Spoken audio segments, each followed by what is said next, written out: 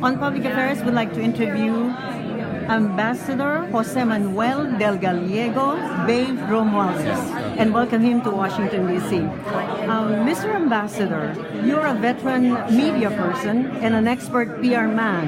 What do you think is the significance of your role as an ambassador in helping improve the relationship between the United States and the Philippines?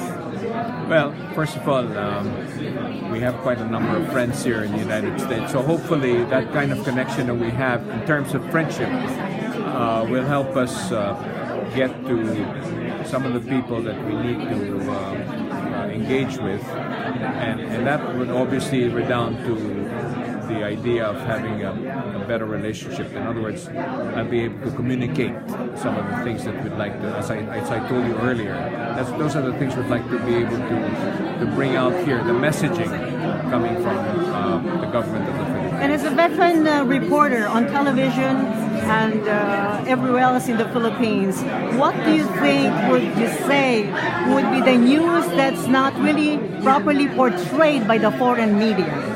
Well, obviously the negative stuff that they're saying that everybody is getting killed in the Philippines, all of that is not quite, well, not only is not accurate, but it's an exaggeration that we'd like to clarify.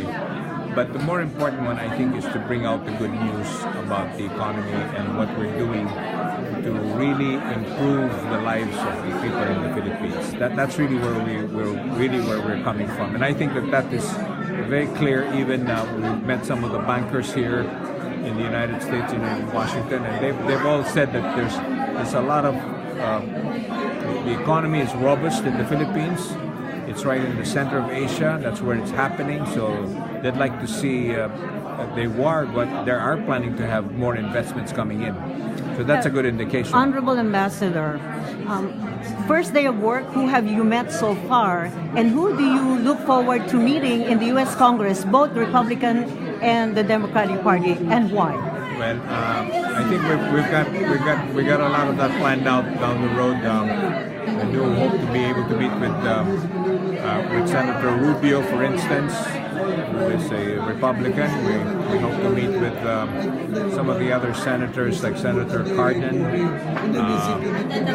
got something planned out for Senator Gardner, and quite a list of down the road.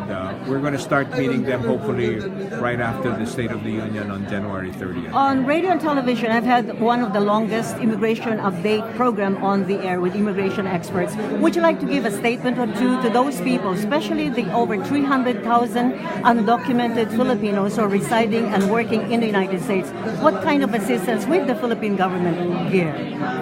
Well, like I said, if it's about for humanitarian reasons, we will definitely try to do what we can. But as far as the legalities are concerned, I think we have to be very careful, because if they in fact have broken the laws, then they don't have very much choice but to really follow it.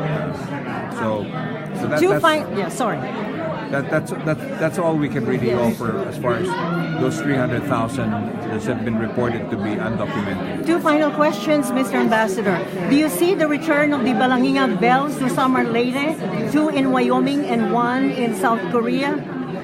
I think sooner than later is what we're hoping for, because there's a lot of groups here, Americans in fact, who are helping us, and the laws have been sort of like changed, because the law about bringing back war articles has expired last September 30th, and there's a new law now, and we're going to start working with the U.S. government in trying to bring back those bills as a symbol, more as a symbol of that kind of friendship that we want to put a closure to that part of our history.